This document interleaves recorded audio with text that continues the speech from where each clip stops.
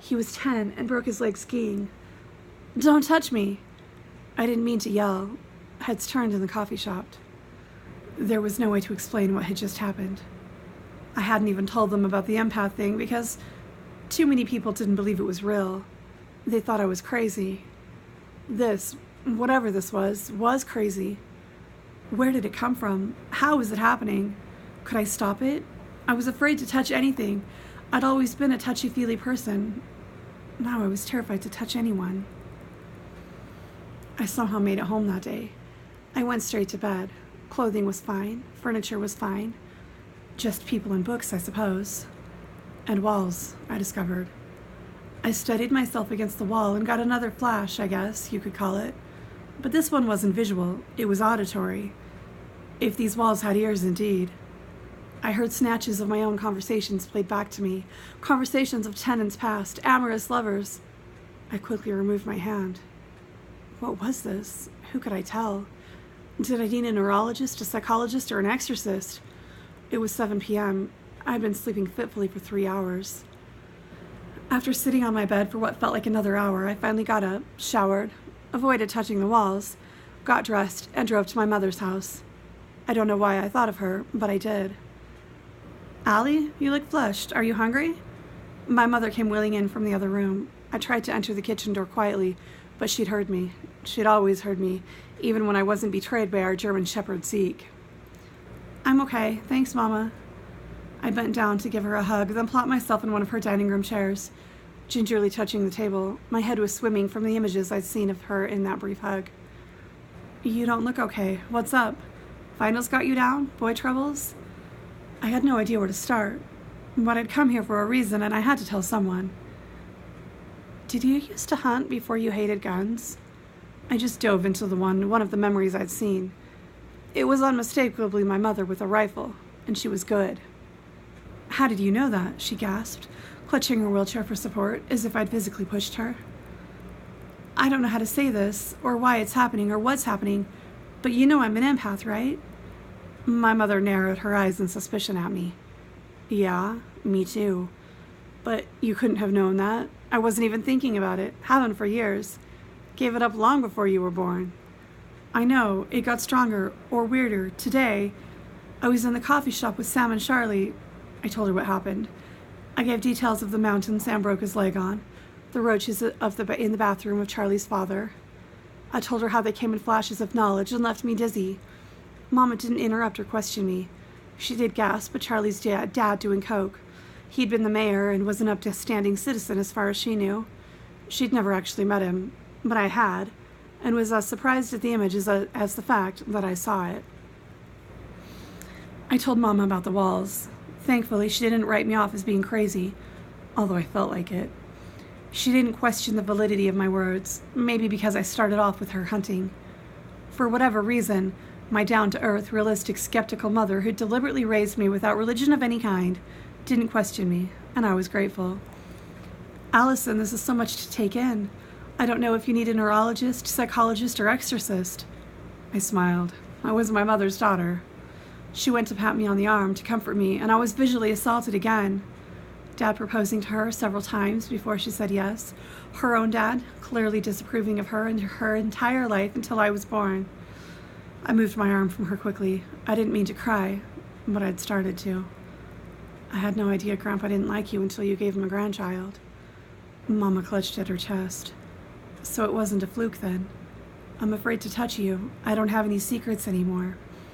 Mama had silent tears running down her cheeks now. I knew we were both crying for each other. "I'm afraid too. I don't even tell people I can feel their emotions because they think I'm crazy and I know too much about them without saying it. Now I know way too much. I don't want to know their secrets. The textbooks would be convenient if I could control it. But I don't need to know everything about people and whatever the walls heard. It's exhausting and it's only been happening since today." Mama reached out to touch me, but we both recoiled at the same time and gave each other a watery smile. "Can you tell Sam and Charlie? You three have been through everything together.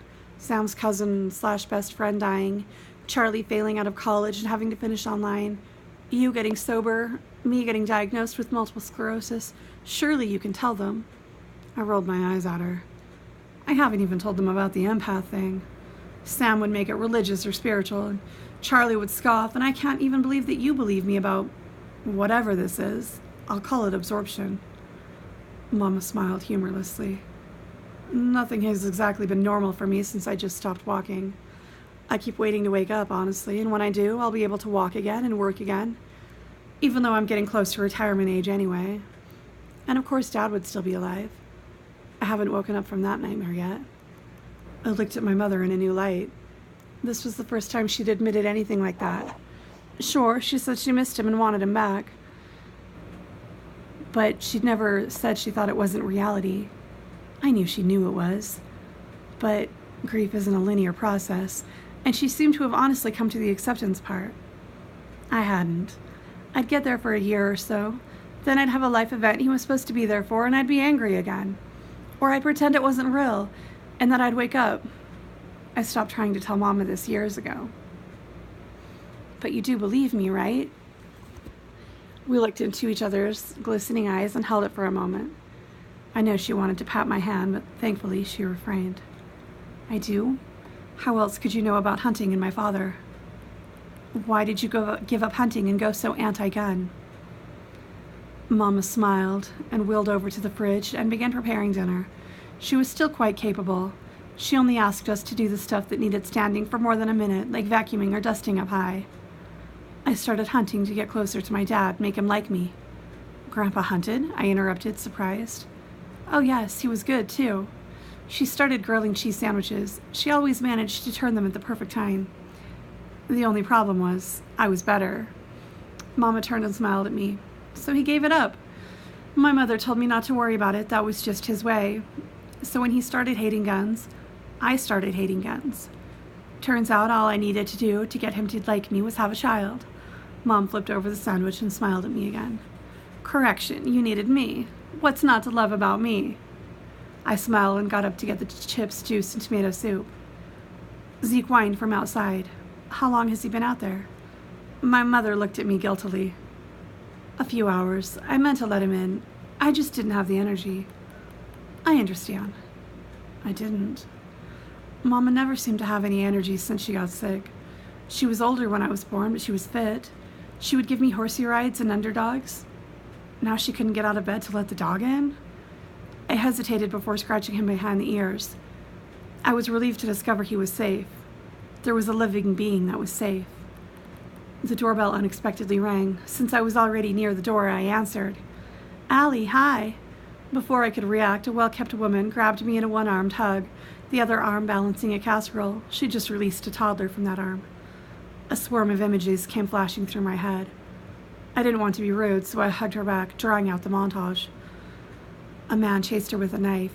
She hid in a trailer, shaking, hiding this toddler. She gave birth early. A child was in the NICU. It lived. She wept tears of joy. I released her and reached out for Zeke, shaking somewhat visibly. I had to figure out how to control this. Hi, Claire. So good to see you again. Thank you so much for taking care of Mama. I held on to Zeke as if he were a literal lifesaver, breathing somewhat harder than normal. Are you okay? You seem shaken. Claire looked sincerely worried about me. I was about to answer, try to brush it off, when her toddler hugged my legs. Another slew of images. I tried to sit on the floor, but I ended up falling. A sea of babies in the NICU, the man with the knife looking at her, crying, playing with her oxygen, leaving, noises that scared her. A team of nurses rushed in, playing with her tubes. Where's Mommy? Mommy's here, crying so hard she can't breathe. Tubes on the girl's face again. An image of Mommy with the knife, the man on the ground, covered in red stuff. I stood up so fast I knocked Zoe over. She began to cry. I'm sorry. I started getting these flash headaches today that get worse with touch. I apologize. I'd hug you and play with Zoe, but I think I need to go lie down. I'm sorry. Thank you. I ran out the door before Claire could touch me again. Claire, the sweet neighbor who brought my mother casseroles ever since she moved in next door, who took care of me when I was little. I knew she'd struggled with infertility, but in an abusive relationship. I knew her husband had been murdered, and she'd been on the forefront of the team looking for the suspect. They hadn't found the murder weapon yet. It had been nearly 3 years. I knew her baby was nonverbal, but Claire, a killer? Tom trying to kill Zoe? It didn't add up. Claire and Tom had been married nearly 10 years. I was their flower girl. They practically raised me. They were like the cool aunt and uncle who could do things my old single mom couldn't, who I stayed with when Mama had to take care of Dad's property that also wasn't hers, or dissect his will from his extended family when she went out with her sisters, or on the occasional date. I remember how happy Claire and Tom were when she got pregnant, how scared they were when Zoe had an irregular heartbeat. Maybe I saw it wrong. Maybe it wasn't Tom. I closed my eyes and recalled the image with the man with the knife. No, it was Tom. Tom in the NICU, fiddling with Zoe's oxygen. It was Tom, Dad. I wondered if Claire knew he tried to kill Zoe. Did the NICU have cameras? What was I going to do with this information? How could I say it? To who? Who would believe me? Did I want them to? A million questions went through my head as I stared at my forgotten textbooks. School suddenly seemed so unimportant. Everything I cared about seemed so trivial. My phone rang, my mother's ringtone. "Hello," I whispered, almost crying. "Claire finally left. Usually I enjoy her visits, but I was worried about you. So was she. You okay?" I could hear the fear in my mother's voice. It was almost palpable. "What did you see?" "Nothing. Everything," I thought quickly. "Her and Tom's wedding, his funeral, Zoe's NICU unit," my mother gasped. "You saw Zoe's memories too? Maybe you can help her talk," she said excitedly. "Yeah, maybe," I managed to croak out. I knew I couldn't tell her. I was about to invent an excuse to get off the phone. "Do you think Zoe knows who killed Tom? She was with him when Claire found him." "Oh, I don't know how we tell Claire about your gift, but that poor woman deserves justice for her husband." My head was swimming. I could never, ever tell her. I wished I hadn't told her about it at all. I should have chanced Sam and Charlie with their scoffing and preaching. "Yeah," I heard myself say, "she deserves justice." I pushed the button and shakily put the phone on the nightstand. Then I threw up, right over the edge of my bed. I sat there, panting and massaging my temples for what seemed like hours.